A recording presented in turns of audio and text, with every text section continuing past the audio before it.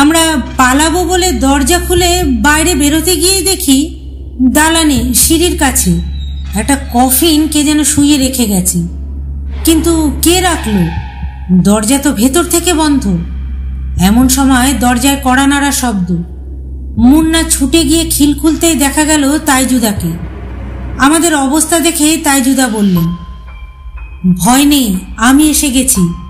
তোমাদের আগেই বলেছিলাম এখানে রাত্রিবাস করা যায় না, এ অত্যন্ত খারাপ জায়গা। তবুও তোমরা যেমন শুনলে না তো, তেমনি ফল বোঝো। নমস্কার শ্রোতা বন্ধুরা, আমার গল্পের আসরে সবাইকে স্বাগত। সকলের কুশল কামনা করে আজকের গল্প শুরু করছি। সত্যি ভূতের গল্পে আজ ৫৫ পর্ব।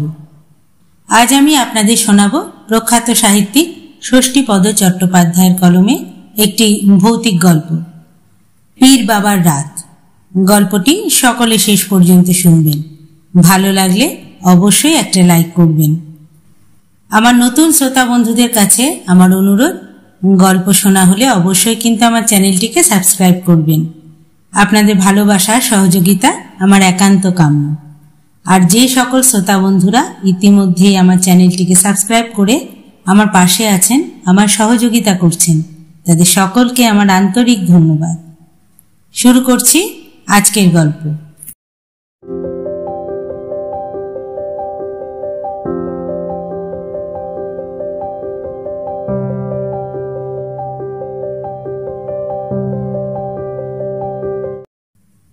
আমার কর্মজীবন শুরু হয়েছিল রেলের চাকরি দিয়ে। ব্রিজ ইন্সপেক্টর, খড়গপুর এর আন্ডারে একটা ছোট পোস্টে চাকরি পেয়েছিলাম। আমাদের কর্মস্থল ছিল শালিমার, তবে মাঝে মধ্যে খড়গপুর, টাটানগর, সিনি, গিধনি, ভদ্রকেও কাজকর্ম নিয়ে যেতে হতো। কিন্তু সে যাওয়া নামকা বাস্তে। গেলুম, প্রচণ্ড গতিতে কাজ করলুম এবং ফিরে এলুম। ঘোরা বেড়ানো কিছুই হতো না। তাই একবার আমরা বন্ধুরা মিলে ঠিক করলাম, কিছু না হোক এক রাত খড়গপুরে সোম সাহেবের বাংলোয় গিয়ে কাটিয়ে আসব। সাহেব প্রতি শনি রবিবার কলকাতার বাড়িতে চলে আসতেন। আমরা সাহেবের অনুমতি নিয়ে এক রাত তারই বাংলোতে থাকবার ব্যবস্থা করলাম। সঙ্গী ছিলাম 4 জন, হিরু, আমি, রবি এবং মুন্না। তখন পৌষ মাস, কনকনে ঠান্ডা। আমরা খাওয়া দাওয়া সেরে বেলা 10টা-11টা নাগাদ ট্রেনে চেপে খড়গপুরের দিকে রওনা হলাম। সন্ধ্যের আগেই খড়গপুরে পৌঁছলাম আমরা। স্টেশন থেকে নেমে হাঁটা পথে আমরা যখন সোম সাহেবের বাংলোর দিকে যাচ্ছি, তখন হঠাৎ বিনোদের সাথে দেখা। আরে কি ব্যাপার আপনারা? আমরা ভেবেছিলাম বিনোদ হয়তো আমাদের খাতির করে নিয়ে যাবে বলে এসেছে। তার জায়গায় এই রকম প্রশ্নে চমকেই উঠলাম।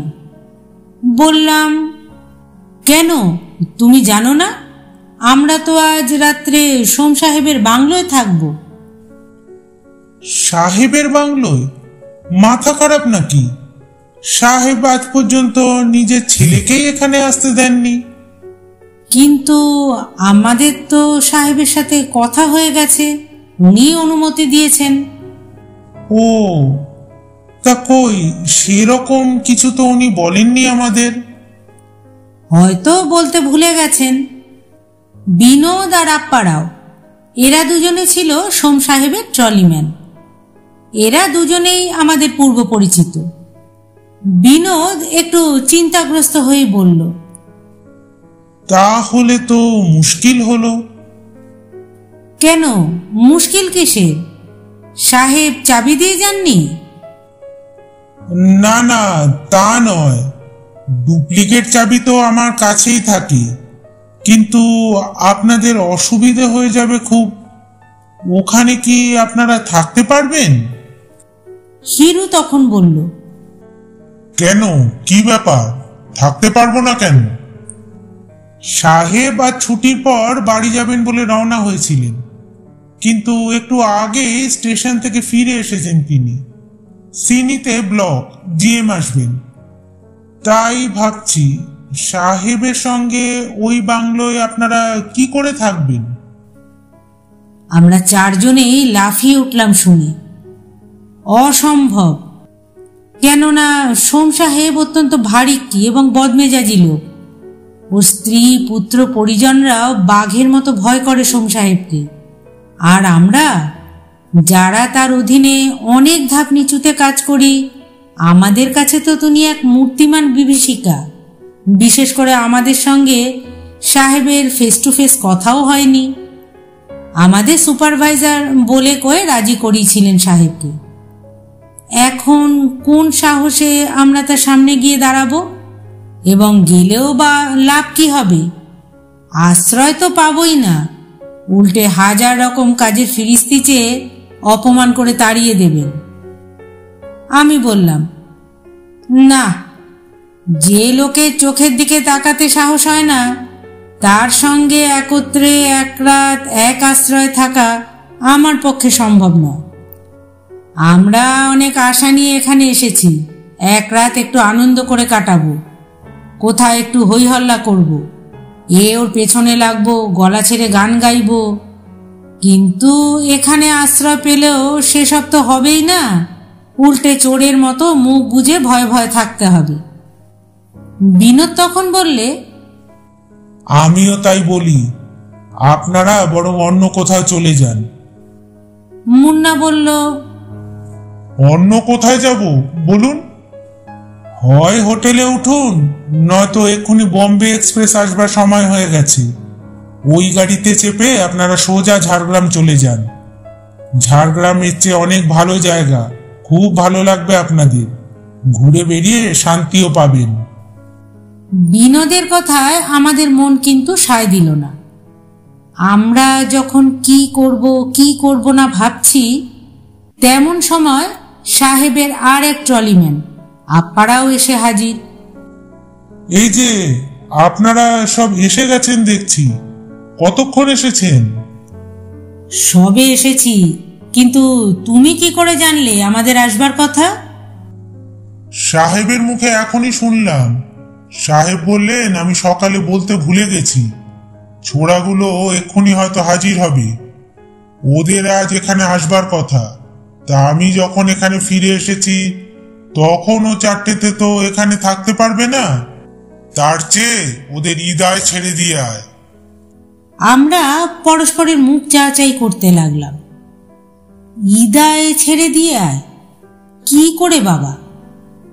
আপ্পারাও বলল, চলুন আপনাদের ঈদায় ছেড়ে দিয়ে আসি। ওখানে সাহেবের বোনের বাড়িতে আপনাদের নেমন্তন্ন, সাহেব ফোন করে বলে দিয়েছেন ওদের। ব্যাপারটা খুবই গোলমেলে ঠেকলো আমাদের কাছে। সাহেবের বোনের বাড়িতে নেমন্তন্ন? যাদের কখনো চোখেই দেখিনি তাদের বাড়িতে কোন সুবাদে নেমন্তন্ন যাব? বিনোদ তখন বললে, না না, লজ্জা পাওয়ার কিচ্ছু নেই। সাহেব এমনিতে বদমেজাজি লোক হলেও সাহেবের মন কিন্তু ভালো। এখানে যখন থাকা হবে না তখন ঈদায় আপনাদের যেতেই হবে। কিন্তু ওখানে থাকতে পেলেও খাবেনটা কি? কোনো হোটেল তো নেই, সেই জন্যই ওই ব্যবস্থা। তবে ঈদায় আপনারা থাকতে পারবেন? আমি এবার অধৈর্য হয়ে বললাম, আচ্ছা, সেই থেকে যে তোমরা ঈদা ঈদা করছো, ঈদাটা কি? ও মা, সে কি ঈদা জানেন না? না, জানলে কি আর জিজ্ঞেস করি? হিরু বললে, কোনো বাংলো জাতীয় কিছু নাকি?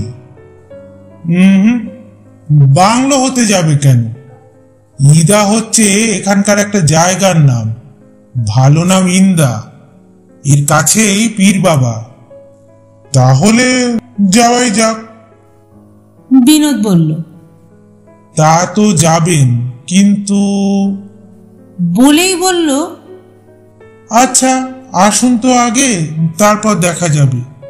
এখন চলুন ওই দোকানটায় বসে একটু চা খাওয়া যাক। আমরা যেখানে দাঁড়িয়ে কথা বলছিলাম সেখানে একটা চায়ের দোকান ছিল। বিনোদ আর আপ্পারাও আমাদের সেই দোকানে বসিয়ে চা বিস্কুটের অর্ডার দিল। বিনোদ বলল, আসলে ইদায় যেখানে সাহেব আপনাদের পাঠাচ্ছেন সেখানে রাত্রিবাস করবার কথা আমি অন্তত আপনাদের বলতে পারবো না। সে কি, কেন? আপ্পারাও বিনোদকে বলল, ওই বাড়িতেই যে সাহেব ওদের পাঠাচ্ছেন তার কি মানে? আগে বাড়িটা দেখা যাক। সাহেবের বোনের বাড়িতেও তো থাকতে দিতে পারেন। বিনোদ বললে, না না, এত সস্তা নয়। ওরা সেই লোক নাকি? ওদেরই বলে থাকতে জায়গা কুলোয় না, আবার অন্য লোককে থাকতে দেবে? আর নিমন্ত্রণের কথা বলছো? সে তো সাহেবের অনুরোধে। সাহেব নিশ্চয়ই বলে দিয়েছেন যা খরচা হয় দিয়ে দেবেন। আমরা সব শুনে চা খেতে খেতে বললাম, আপ্পাদা, আমাদের আর খড়গপুর বেরিয়ে কাজ নেই, আমরা পরের ট্রেনেই কেটে পড়ছি। তুমি গিয়ে বরং সাহেবকে বলো আমরা আসিনি। বিনোদ বলল, না না, সেটা ঠিক হবে না। অনেকক্ষণ ধরে আমরা এখানে বসে কথাবার্তা বলছি। যদি কেউ দেখে থাকে বা সাহেবের কানে ওঠে তাহলে কিন্তু মুশকিল হয়ে যাবে। মিথ্যে কথা বলার জন্য আমাদের বকাবকি করবেন সাহেব। তাছাড়া ওখানে আপনাদের খাওয়া দাওয়ার ব্যবস্থা হয়েছে। ওসব যদি নষ্ট হয় তাহলে না এসে কথার খেলাপ করবার জন্য আপনারাও কি রেহাই পাবেন? সত্যি বলতে কি, আমাদের সব আনন্দই তখন মরে গেছে। চা খেয়ে আমরা বিনোদ আর আপ্পারাওকে অনুসরণ করলাম। রাতের অন্ধকারে আমরা লাইন পেরিয়ে গোলবাজার হয়ে পীর বাবা ঘুরে ইদায় গিয়ে পৌঁছলাম। ইদায় সাহেবের বোনের বাড়িতে আমাদের পৌঁছে দিয়ে বিনোদ আর আপ্পারাও দুজনেই বিদায় নিল। সাহেবের বোন ভগ্নিপতি দুজনেই যথেষ্ট সমাদর করে বাড়ির বৈঠকখানায় বসালেন আমাদের। তারপর এ কথা সে কথার পর বললেন, দেখো বাবারা, সাহেব তোমাদের এখানে তো পাঠিয়ে দিয়েছেন, কিন্তু অসুবিধা হচ্ছে এই যে আমাদের তো ভাড়া বাড়ি, নিজেদেরই থাকতে কুলোয় না। তোমরা আবার এক দুজন নও, চার চারজন। কি করে থাকতে দিই বলো তো? তবে মাস 6 হলো কাছাকাছি আমরা একটা বাড়ি তৈরি করেছি। কিন্তু বাবা, ওই বাড়িতে গৃহপ্রবেশ করে এক রাতও থাকতে পারিনি আমরা।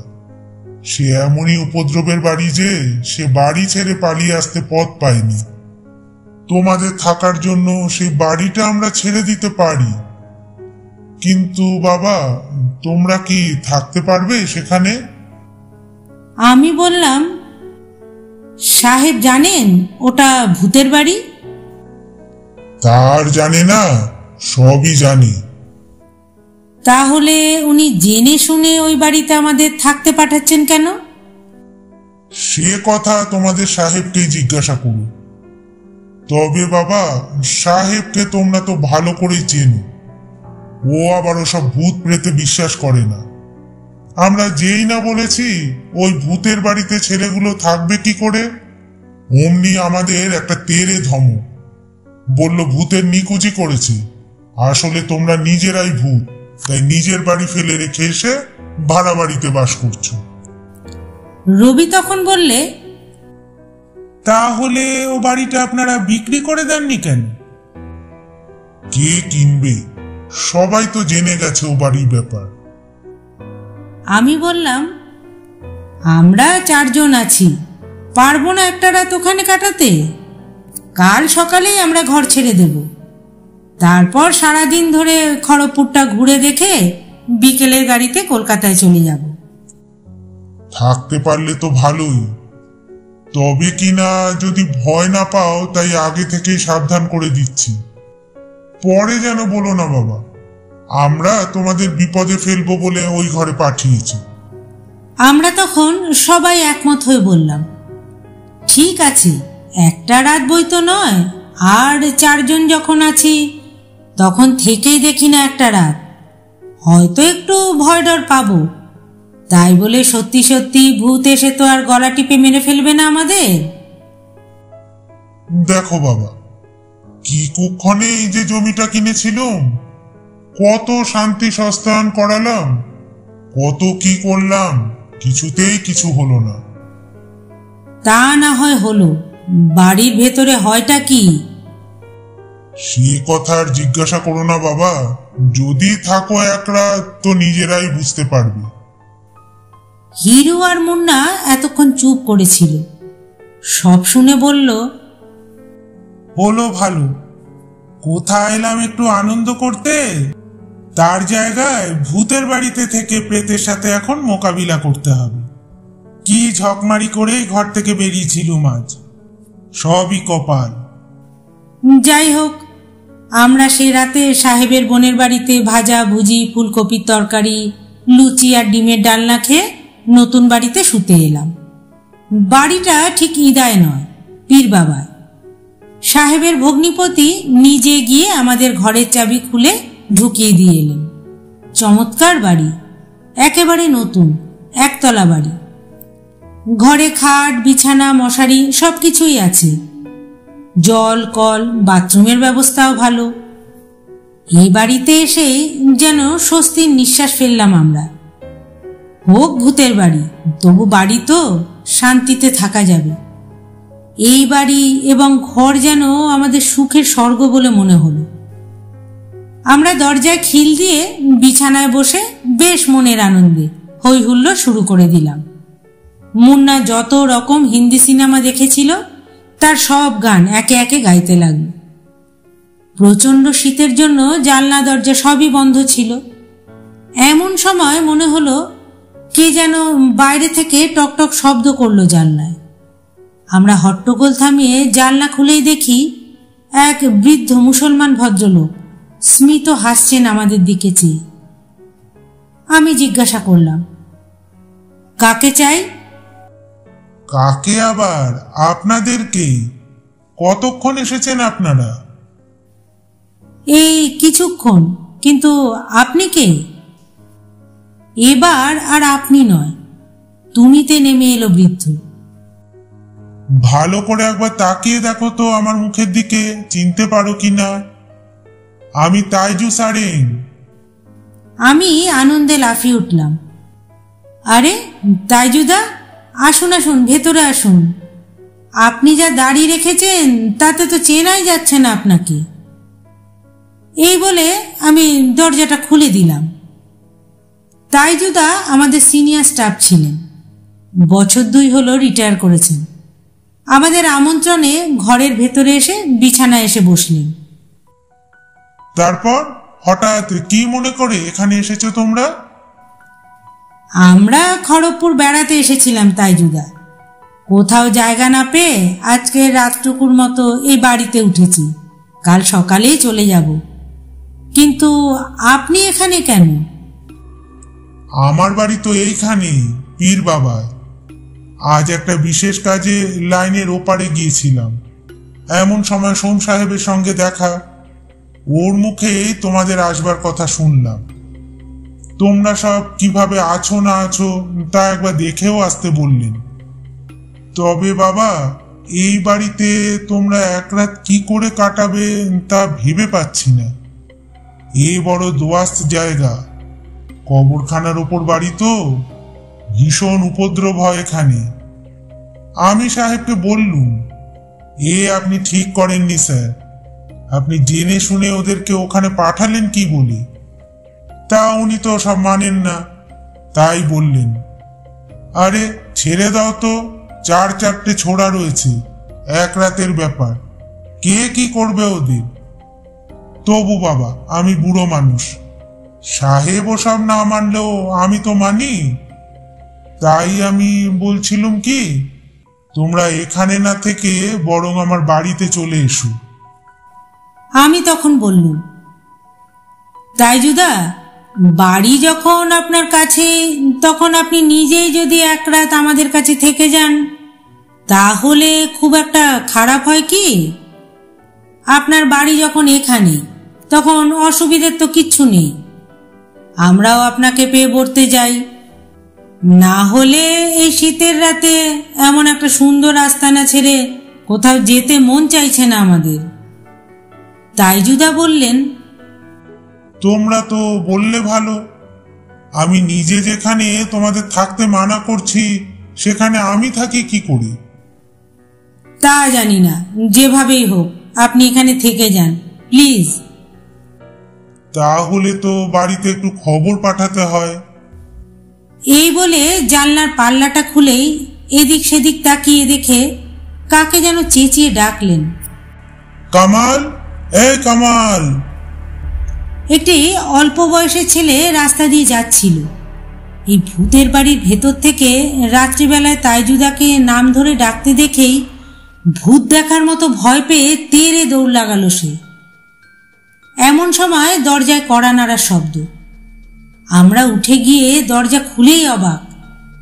এ কি স্যার, আপনি? দেখি না সোম সাহেব নিজেই এসে হাজির হয়েছেন এই রাত দুপুরে, যা আমাদের স্বপ্নেও অগোচর। বললেন, এখানে কোনো অসুবিধা হচ্ছে না তো তোমাদের?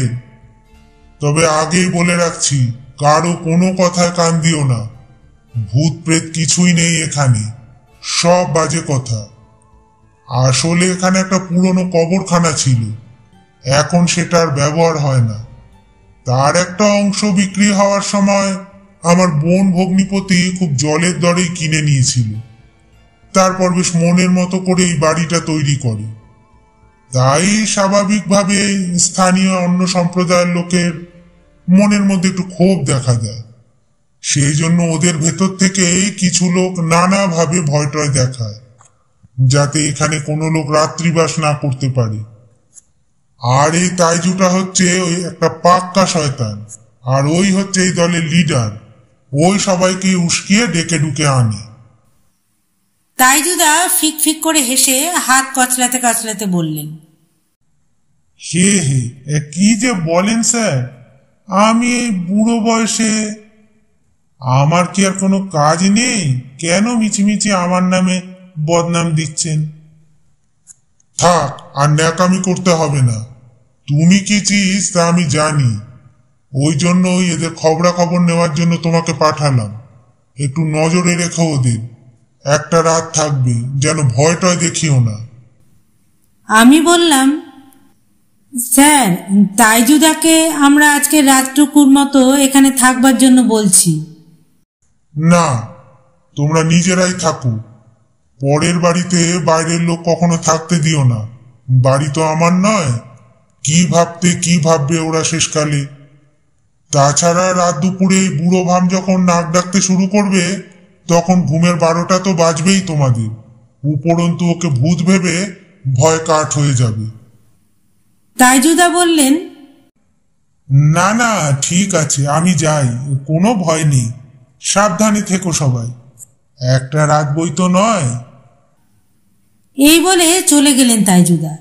সাহেবও চলে গেলেন। আমরা আর বিলম্ব না করে 4 জনে শুয়ে পড়লাম একত্রে। ভূতের বাড়ি তো, তাই অন্ধকার না করে আলো জ্বেলেই শুলাম। আমরা শোয়ার পর সবে একটু ঘুম ঘুম ভাব এসেছে। এমন সময় হঠাৎ সদ্যজাত শিশুকণ্ঠের এক পরিত্রাহী চিৎকারে ঘুমের ঘর ছুটে গেল আমাদের। ধর্মড়িয়ে উঠে বসলাম 4 জনে। কোথা থেকে আসছে শব্দটা? মনে হচ্ছে বাথরুমের ভেতর থেকে। ছুটে গিয়ে বাথরুমের দরজাটা খুললাম। দেখলাম কোথায় কি, কিন্তু দরজাটা খোলার সঙ্গে সঙ্গে চিৎকারটা যেন আরো বেড়ে গেল। সে কি দারুণ কান্না, এক টানা চিৎকার যাকে বলে। আমরা কানে হাত চাপা দিলাম। বেশ কিছুক্ষণ কান্নার পরে আস্তে আস্তে মিলিয়ে গেল রেশটা। এমন সময় বাইরে থেকে কে যেন ডাকতে লাগলো, হাসান, হাসান রে, এ হাসান। আমরা ছুটে গিয়ে জানলাটা খুললাম, কিন্তু কই, কোথায় কে? কেউ কোথাও নেই তো। এদিকে ঘরের কোণ থেকেও একটা চাপা আর্তনাদ কানে এলো। কে যেন যন্ত্রণায় কাতরাচ্ছে। হায় আল্লাহ, কি কষ্ট! মরে গেলাম। ঘরের মধ্যে আমরা ছাড়া দ্বিতীয় কোনো প্রাণী নেই, অথচ ঘরের কোণ থেকে ওইভাবে কার আত্মস্বর ভেসে আসছে। এক সময় দেখলাম ঘরের কোণের মেঝেটা কিরকম ঢিবির মতো উঁচু হয়ে উঠল, আর সেই সঙ্গে ওরে, আমার হাতে খুব লাগছে রে। ও বাবা গো, আমার হাতের উপর দিয়ে কে দেওয়াল তুলেছে, আমি হাত নাড়তে পারছি না। ওপাশের দেওয়ালের গা থেকে ওই একই রকম চাপা কান্না শোনা যেতে লাগলো। ওগো, আমার বুকে ইট গেঁথেছে কে? ওগো, তোমাদের পায়ে পড়ি, তোমরা ওগুলো ভেঙে দাও। এই দেখো, আমার নিঃশ্বাস বন্ধ হয়ে আসছে। এই প্রচণ্ড শীতেও আমাদের সর্বাঙ্গে ঘাম ছুটছে তখন। কি যে করব ঠিক কিচ্ছু বুঝতে পারছি না। চারদিক থেকে কান্নার স্বর ভেসে আসছে। করুণ ক্রন্দনে ভরে উঠেছে গোটা ঘরটা। আমরা পালাবো বলে দরজা খুলে বাইরে বেরোতে গিয়ে দেখি দালানে সিঁড়ির কাছে একটা কফিন কে যেন শুয়ে রেখে গেছে। কিন্তু কে রাখলো? দরজা তো ভেতর থেকে বন্ধ। এমন সময় দরজায় কড়া নাড়া শব্দ। মুন্না ছুটে গিয়ে খিল খুলতেই দেখা গেল তাইজুদাকে। আমাদের অবস্থা দেখে তাইজুদা বললেন, ভয় নেই, আমি এসে গেছি। তোমাদের আগেই বলেছিলাম এখানে রাত্রিবাস করা যায় না, এ অত্যন্ত খারাপ জায়গা। তবুও তোমরা যেমন শুনলে না তো, তেমনি ফল বোঝো। আমরা বললাম, তাইজুদা, ওই দেখুন একটা কফিন, কে এসে রেখে গেছে ওখানে। সেদিকে তাকিয়ে রেগে উঠলেন তাইজুদা। কে কে ওটাকে রেখেছে এখানে? তা জানি না। ওটা তো ও ঘরের মেঝেতে পোতা ছিল। তাইজুদা, কি বলছেন আপনি? ঠিকই বলছি, দেখবে এসো। আমরা তাইজুদার সাথে পাশের ঘরে গেলাম। দেখলাম সত্যি সত্যি সেখানে সিমেন্টের মেঝে খুঁড়ে কে যেন বের করে এনেছে কফিনটাকে। তাইজুদা ছুটে গিয়ে কফিনের ঢাকা খুলে ভেতরটা দেখে নিয়ে বললেন, হ্যাঁ ঠিক আছে, চলো ওটাকে ও ঘরে আবার পুঁতে রেখে আসি। ততক্ষণে আমরা আর আমাদের মধ্যে নেই, কেননা তাইজুদা কফিনের ঢাকাটা খুলতেই দেখলাম তাইজুদার মৃতদেহটা কফিনে শোয়ানো আছে। অবাক কাণ্ড! তাহলে আমাদের সামনে যে দাঁড়িয়ে আছে ইনি কে? হঠাৎ এমন সময় সোম সাহেব এসে পড়লেন তাই রক্ষে। সোম সাহেব বললেন, আবার তাইজুদ্দিনটা এইসব আরম্ভ করে দিয়েছে। ও বদমাইশিটা দেখছি এখনো গেল না। থাক, চলে এসো তোমরা। দারুণ ভয় পেয়েছো বলে মনে হচ্ছে। আমার ওখানেই চলো। এই নাও চাবি। আমি সিনি যাচ্ছি, ওখানে একটা ব্লক আছে। তোমাদের এখানে পাঠানোটাই আমার ভুল হয়েছিল। আমরা সকলেই মন্ত্রমুগ্ধের মতো সোম সাহেবকে অনুসরণ করলাম। স্টেশনের কাছাকাছি এসে সোম সাহেব অন্ধকারে হেঁটেই ইয়ার্ডের দিকে চলে গেলেন। আমরা সোম সাহেবের বাংলোয় যখন এসে পৌঁছলাম তখন শেষ রাত।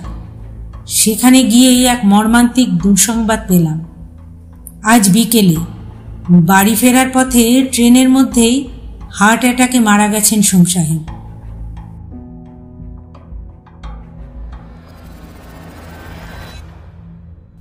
গল্পটি এখানেই শেষ হলো। ভালো লাগলে অবশ্যই লাইক করবেন, শেয়ার করবেন আর কমেন্ট করবেন। আর আমার চ্যানেলটিকে সাবস্ক্রাইব করে আমার পাশে থাকবেন। আবার আসবো আমি এইরকমই আর একটি গল্প নিয়ে। ধন্যবাদ।